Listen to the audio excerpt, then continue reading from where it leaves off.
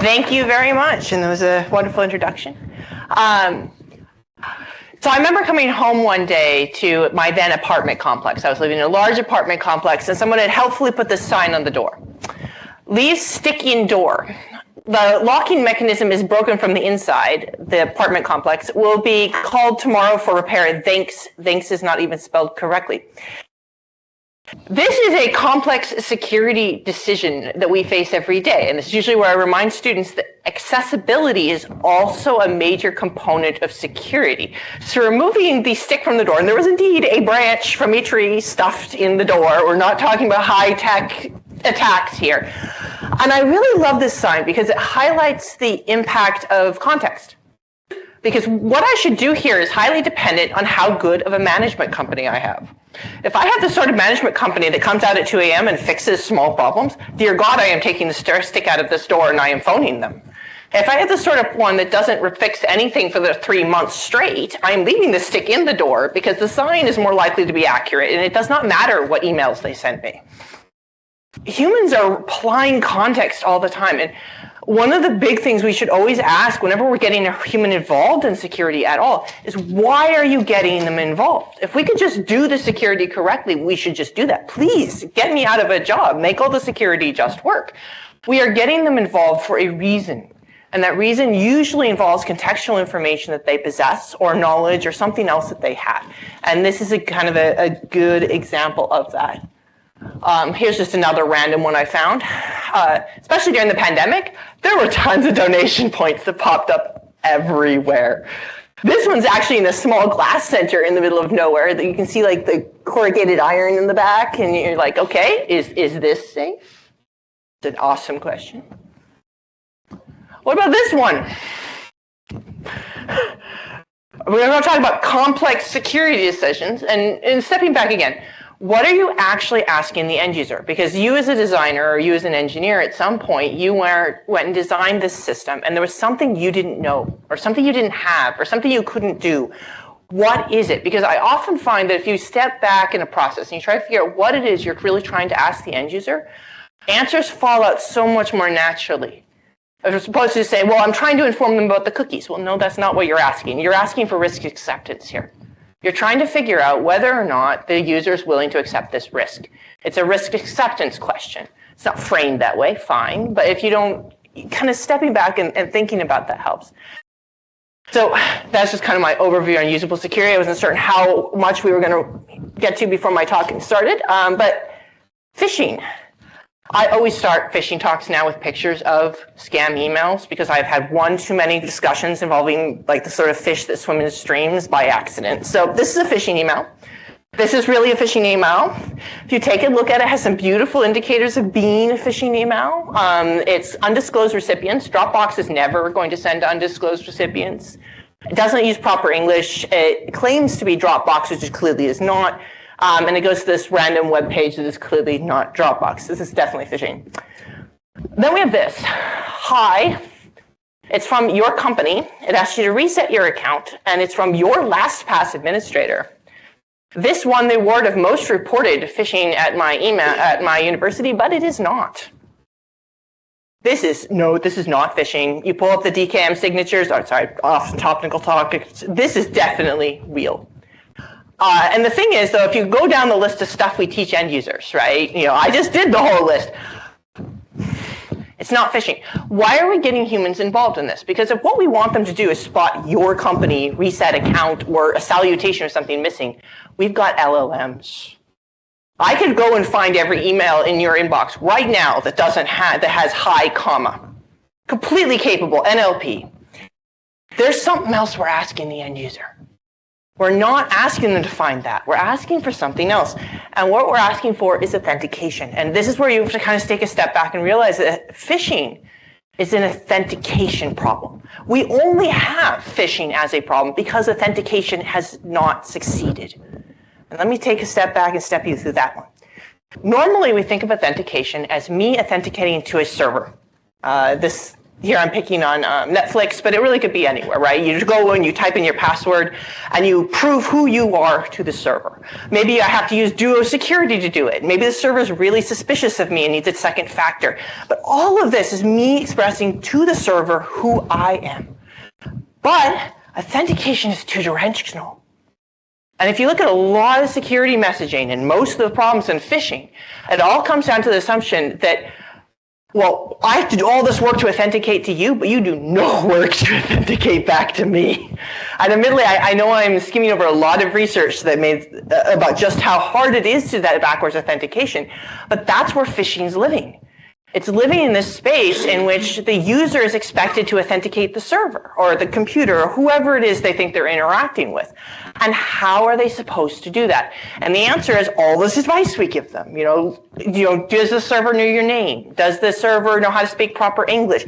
All of these are indicators of you trying to figure out who it is I am communicating with. And if we come back around to this thing, this is definitely not, but it's trying to go and convince me. It's got Dropbox. It's got using the UI that Dropbox was using at the time. I took this screenshot. I mean, it's really trying to tell the user this is a valid Dropbox email. It's trying to fake authenticate. And the thing is that this just kind of doesn't work. But this is, we've got lots of research on this. We've got research on this AI stuff. We've got this crypto stuff. I've heard that there's some nice fairy dust you can sprinkle on things. Why aren't we using all the crypto and all of this to solve this problem? How come the computers can't just authenticate to each other and give me the outcome? Because we should be able to do that, and a lot of other things do. And honestly, the computer had a lot more data to start with than the human ever did. So this is a screenshot of the headers in an email. If you've never done it, you can download an EML file, open it in a text editor, and you can see all of this. The key point is that some of this is various checks that are being run off of things like cryptographic signatures, the source of the email, a lot of information that is available to, say, an AI system that the human has no hope of even barely understanding unless you're coming out of a technical space. So you think, oh yeah, the AI can totally do this. So it would be so much nicer if instead of having the user do this, we had the AI decide, where is this thing coming from? But then we run dead into this fascinating problem. Who is this claiming to be? Now, to the human, this is claiming to be Dropbox. I show this to an average undergrad, Dropbox, right there. That's an image. That copyright. It says at the bottom, University of Edinburgh. At the top, it has a University of Edinburgh email address. If I am an AI system that is looking predominantly at text here, I would think to myself, wow, this is a nice thing with some images in it that claims to be it's from the University of Edinburgh. It is from the University of Edinburgh. All good. And that is not what is happening. This is a bit of research, and I'm going to hop the research. I'm not going into a specific research project here. So I've kind of at the bottom, I've listed various research projects. This research project, we were looking at URLs, and particularly how URLs are parsed by AI and how they are parsed by people. So the automated column here, this is how AI research papers looking at phishing URLs, what features of URLs they are using. And the other two is human education and human support. So what features of URLs are we teaching or are we presenting to people for human consumption? And what's fascinating is this row. So for those of you who don't know, for a URL, let's say I have the URL mobile.facebook.com. A domain would be facebook.com. It's effectively the main website you think you're going to. It's the part of the URL for that. This is heavily used in human education. Basically, if we teach anything about URLs to a human, we're going to teach the domain. This is very lightly used in AI. It's almost never used, actually. You go look in, and they basically compare this domain against the top 200, and if that fails, they drop the domain on the floor and go do something else with all the other features. And you sit there going, what's going on? Why are these so different? And we come back around to my first slide. Humans know context. AI system does not. I also like to refer to this as the Citibank problem. So we have a user. Their user is saying, I bank at Citibank. This email says it's come in and it's from Citibank. Is it from Citibank? Good question. Well, let's pull up Citibank. We can go and do some comparison. But did they mean, Citizens Bank. Citizens Bank.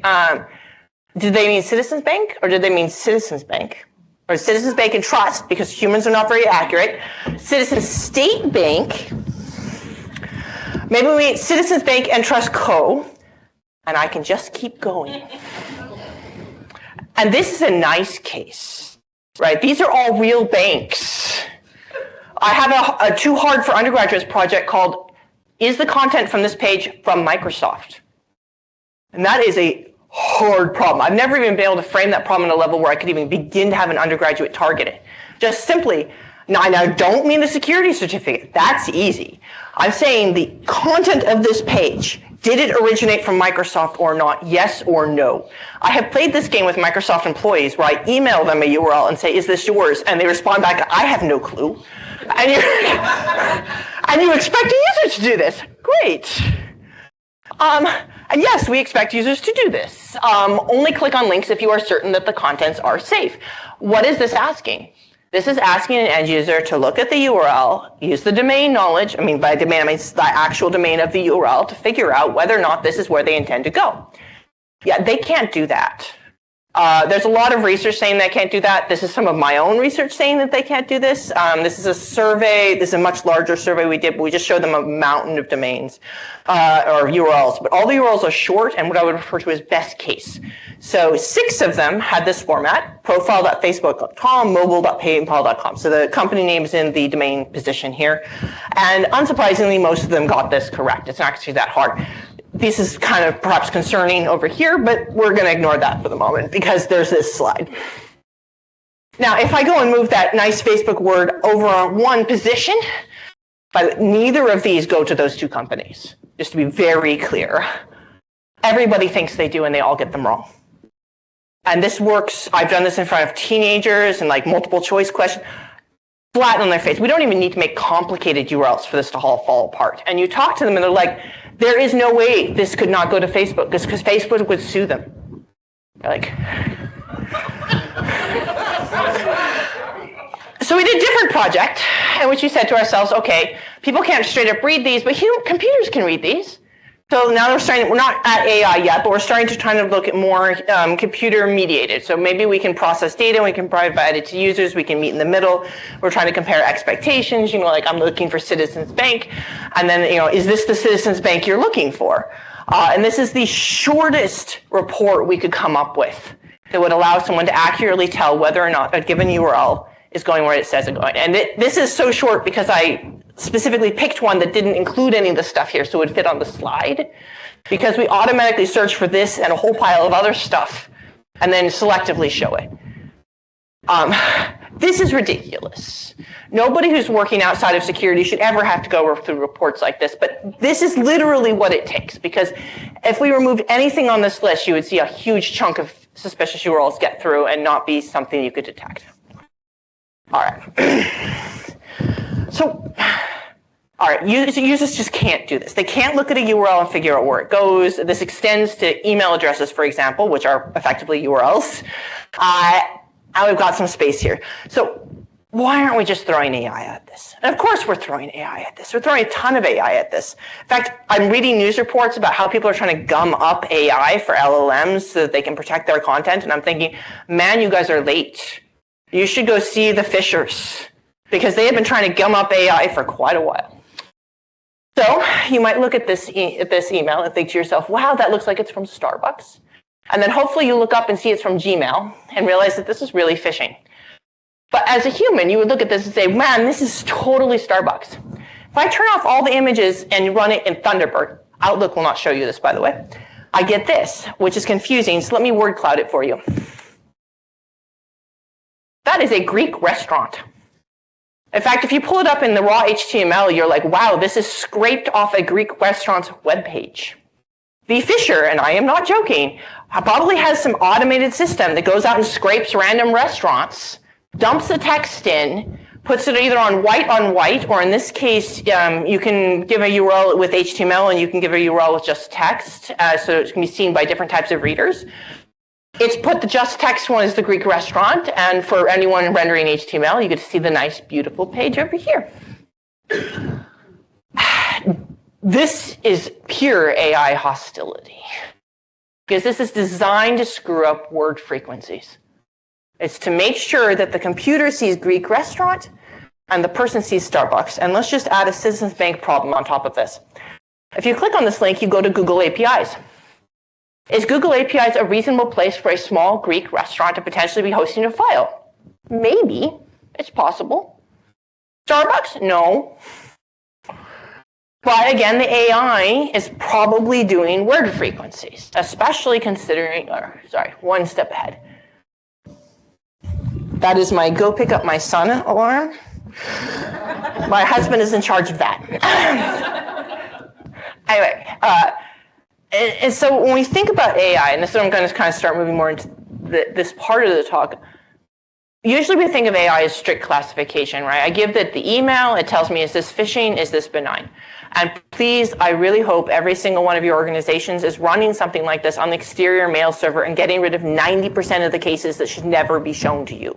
This is awesome. I wish they do more of this. They're doing a good job. Unfortunately, a good chunk of it still gets through.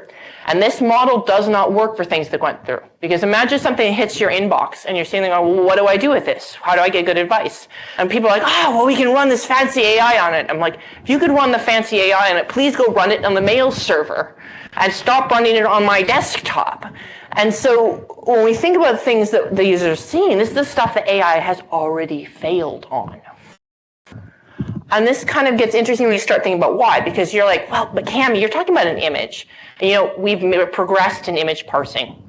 We're not in the Stone Age anymore. We are actually capable of looking at an image and parsing it.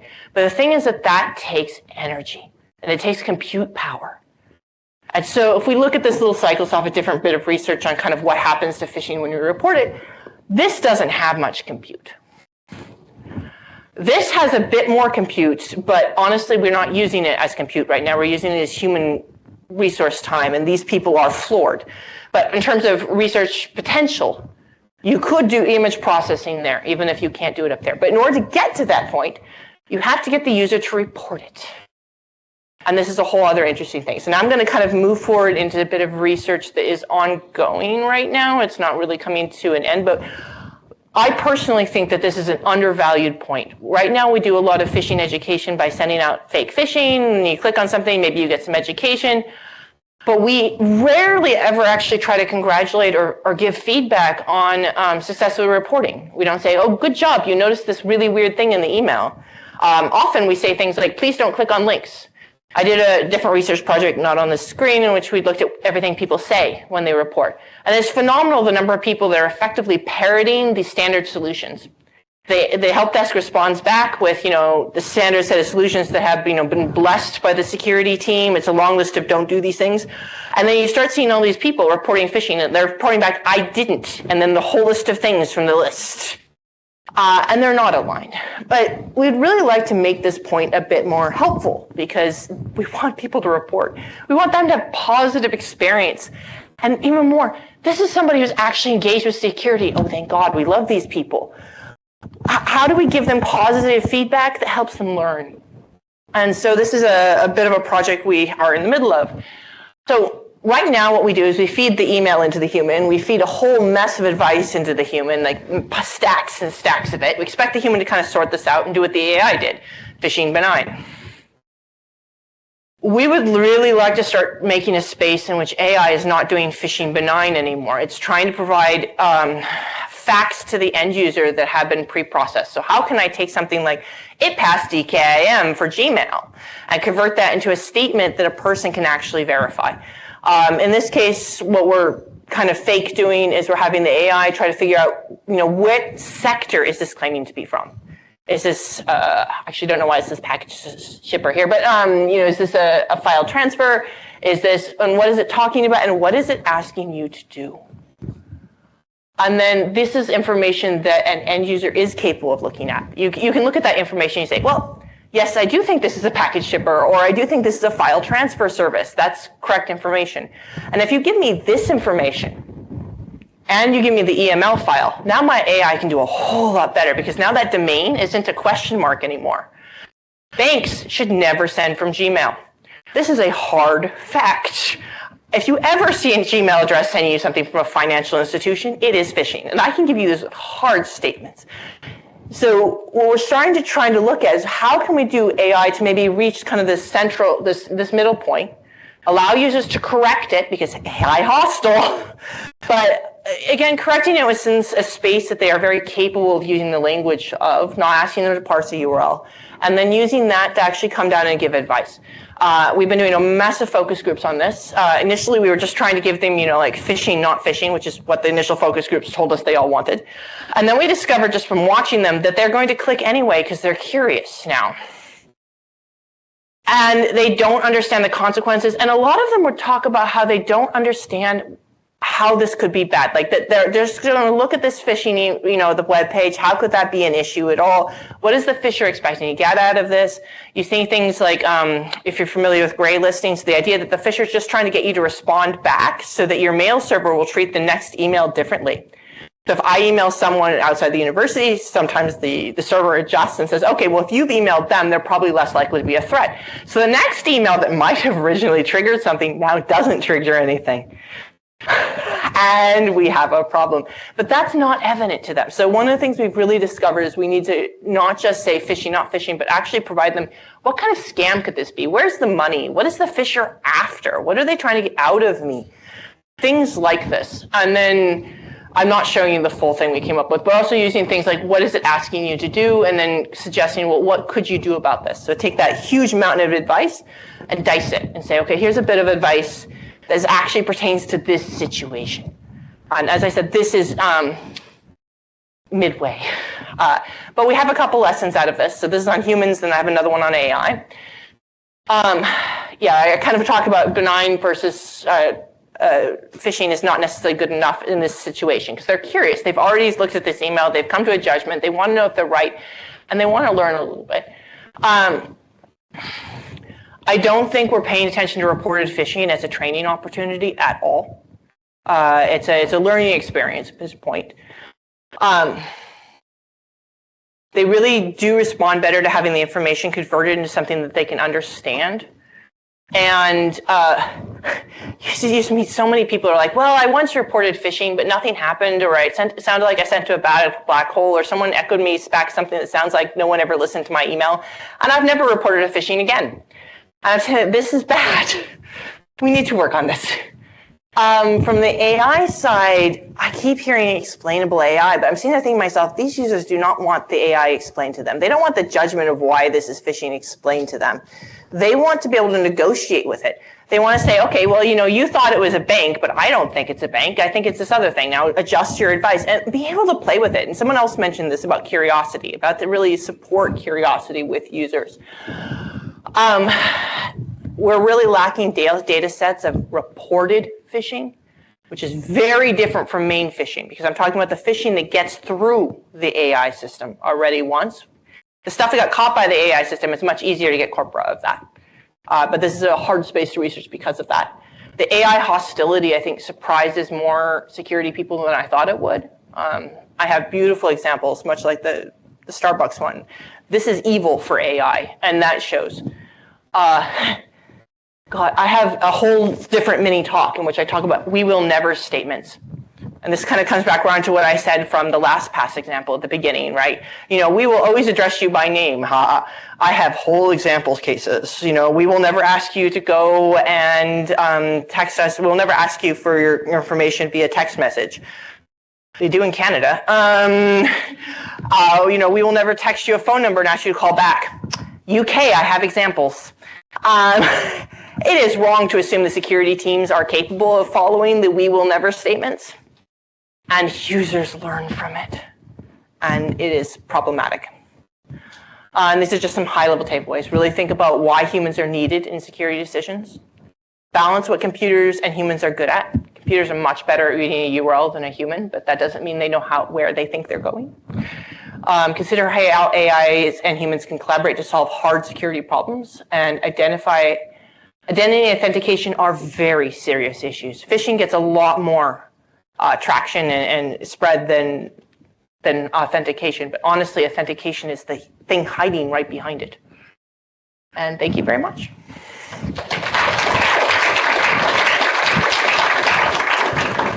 Very much. Any questions? I'll kick us off with one. Phishing reporting data sets. Why do you think, other than the challenge of reporting phishing and getting people to report phishing, Why do you think they're so difficult to first find and then second get hold of? Well, I mean, a lot of it has to do with NDAs. Just because you don't know if the users are reporting phishing.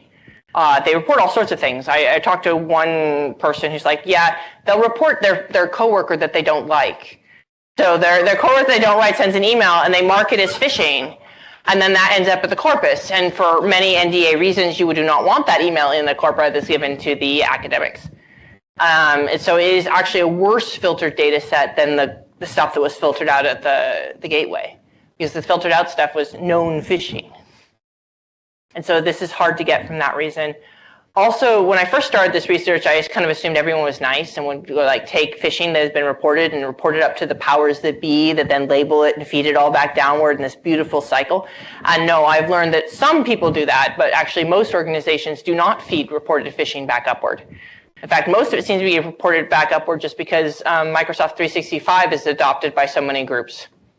But, an unnamed university in the UK used to just, take these reports, put them on their mail server, and never mention them up to anyone. And as far as I can tell, that is standard operational procedure to limit risk.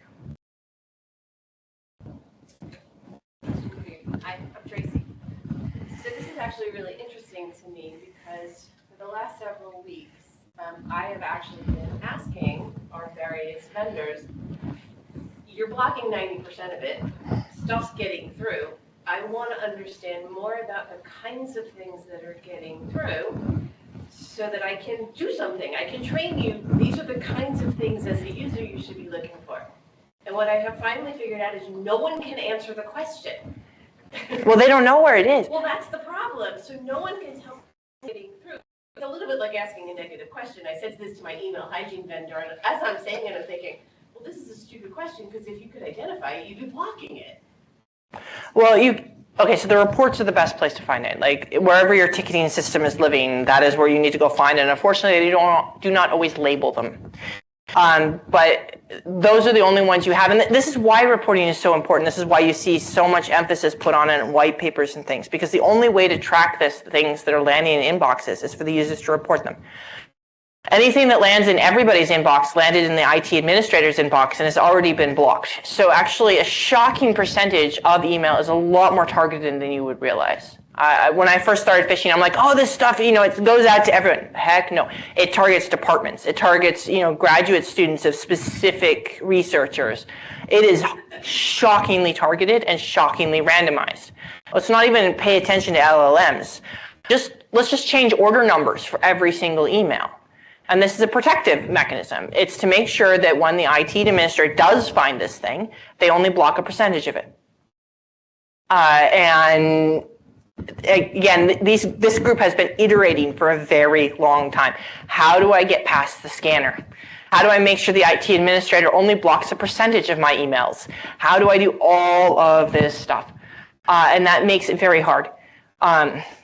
When I was in my department, I actually sent out just a general email saying, don't make me your phishing emails. Like, I got more phishing emails than I think the central IT did, because they ton of frustrated people who are very happy to send me every single scam that hits their inbox. That won't answer your question specifically, but I think you would get more goodwill in your university or your organization than you'd realize just by asking people, because they're frustrated with this stuff. And they're frustrated that IT has not solved the problem. Yep, another question. Very fascinating. You made the comment that people don't have much of a chance of deciphering some of this stuff. It's so complicated. And I'm wondering to what extent that's actually necessary.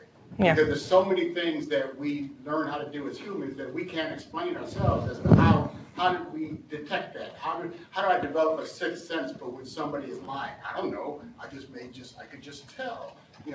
Those kind of things might be the case. I've always wondered if gamification could help with encouraging more of that repetition that might be needed to help drive that kind of learned behavior, which isn't even explainable to human beings because the brain doesn't see itself that well.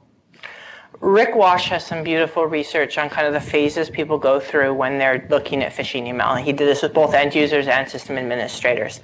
And it's interesting to kind of see, because you talk about kind of people running on autopilot, so to speak, like that Dropbox email. I keep pulling it up because I nearly clicked on that because it really looks like Dropbox, and I get weird stuff from students every day. And so you kind of have this autopilot, and then sometimes something just seems a little off. And then you flip over into this next mode of which you're trying to explain away that off thing.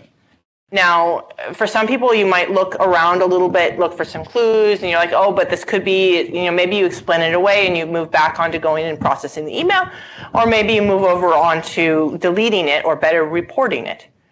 And one of the beautiful things about people is we are not deterministic. The attacker can throw emails at that mail server all day until they figure out the rule to let themselves through. And once they figure it out, it will be consistent until the system administrator changes it, because it's a computer. It's deterministic. The people, one of the reasons we throw this at the people is because we all form a natural, beautiful bell curve of the people without coffee, the people who are on top of things and are very determined to report stuff, and everybody who ignores or deletes it or waits long enough that it vanishes. And we kind of want to empower the ones that are caffeinated, alert, and determined to go and report stuff.